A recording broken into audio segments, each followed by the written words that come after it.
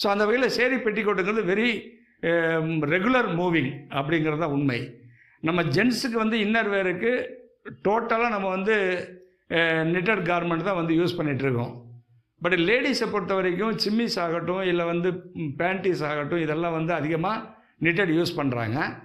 இந்த ஃபார்மல் வேரில் வரும்போது ஈவன் சுடிதாரு, லெகிங்ஸ் கூட இன்றைக்கி என்ன பண்ணுறாங்க, knitted garments வந்து knitted ஃபேப்ரிக் வந்து யூஸ் பண்ண ஆரம்பிச்சிட்டோம். அப்படி இருக்கும்போது இந்த சேரி பெட்டிக்கோட் அப்படிங்கிறது ஒரு நார்மலாக ஒரு 100% காட்டன் உள்ள ஒரு ஃபேப்ரிக்காக இருந்தால் கண்டிப்பாக அவங்களுக்கு கன்வீனியண்ட்டாக தான் இருக்கும், அதில் நோ டவுட்டு. ரெண்டாவது, அந்த ஓவன் ஃபேப்ரிக்கோடு இது ஃப்ளெக்சிபிளாகவும் இருக்கும். So soft and flexible. கண்டிப்பாக இட் இஸ் ஈஸி. அவங்களுக்கு வந்து பார்த்தீங்கன்னா மூமெண்ட் வந்து பாடி மூமெண்ட் ஈஸி. அப்போ ஆட்டோமேட்டிக்கலி அதை லைக் பண்ணத்தான் செய்வாங்க. ஓகேங்களா? ஸோ அதனுடைய காஸ்டிங் என்ன வரும், அதனுடைய பீஸ் வெயிட் எவ்வளோ வரும், அதனுடைய மெஷர்மெண்ட் என்ன